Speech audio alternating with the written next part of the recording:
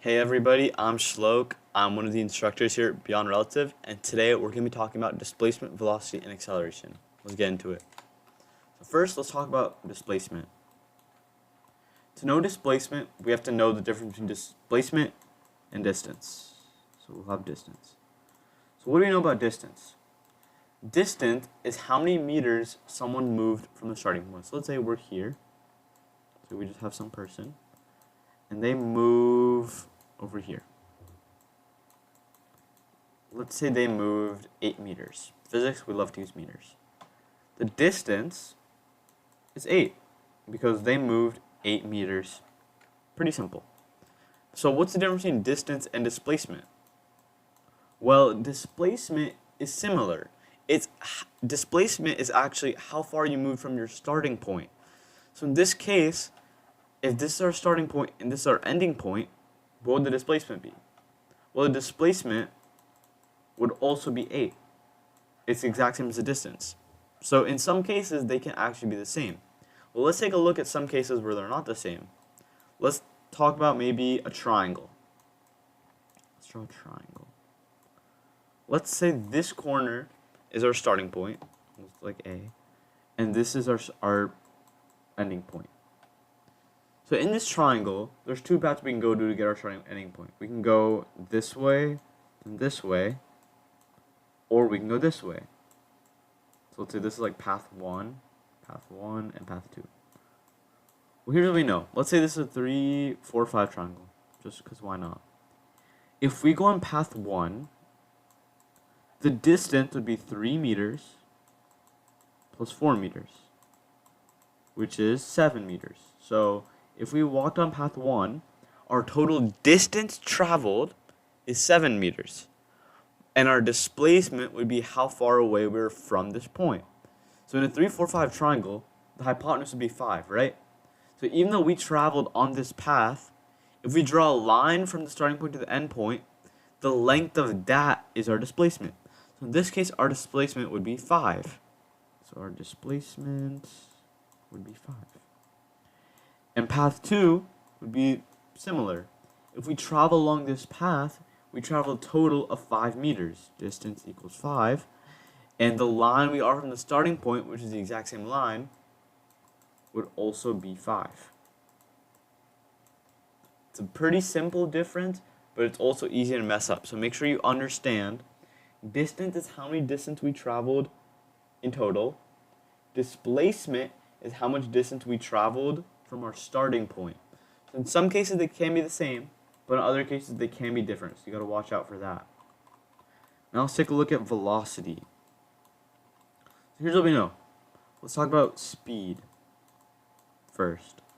So what is speed? Let's say we have a car.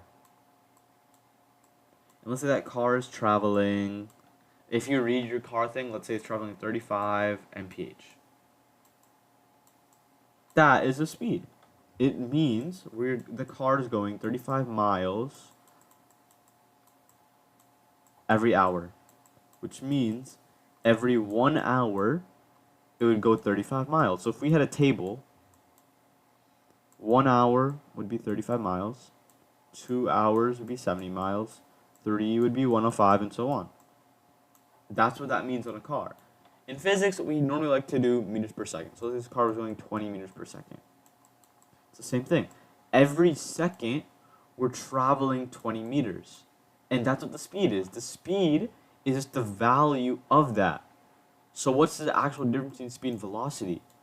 Well, velocity is which direction we're going. So this car is going 35 miles per hour, but we don't know which way it's going.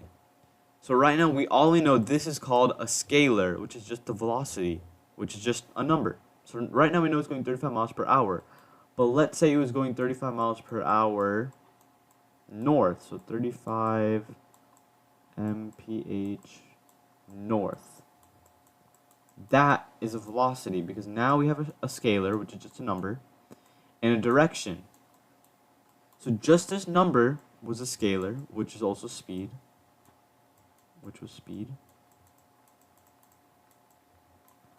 And when we add a direction, it becomes a vector.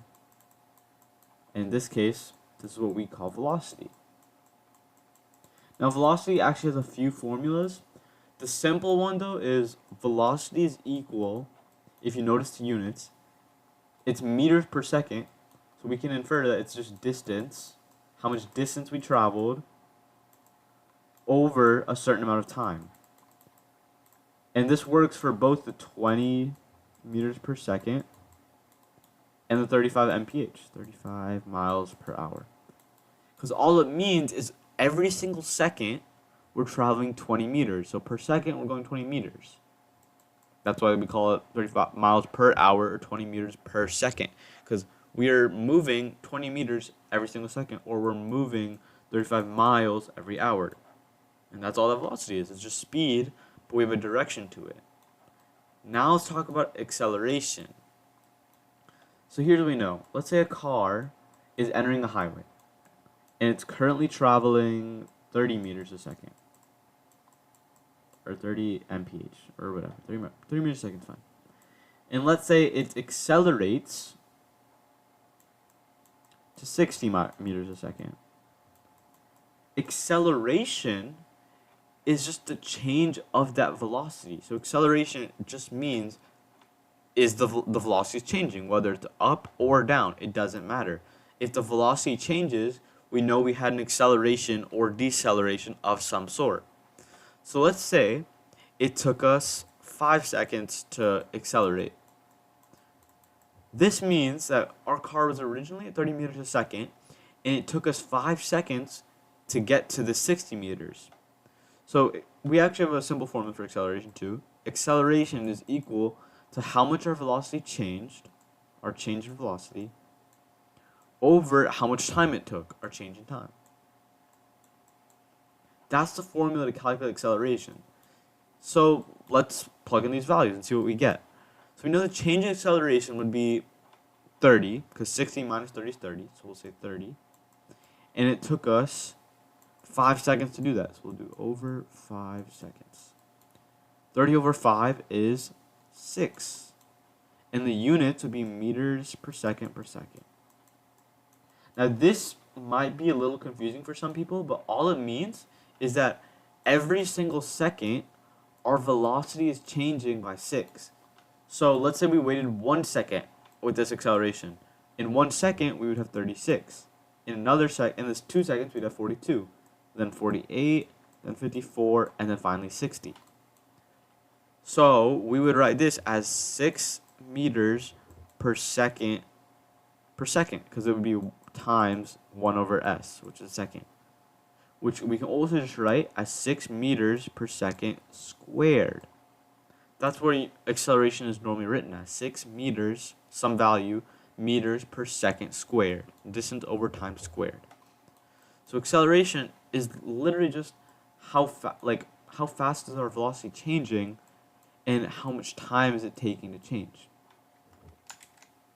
That's pretty much it for displacement, acceleration, velocity. I hope you guys learned something new. As always, thank you for listening. Have a great day.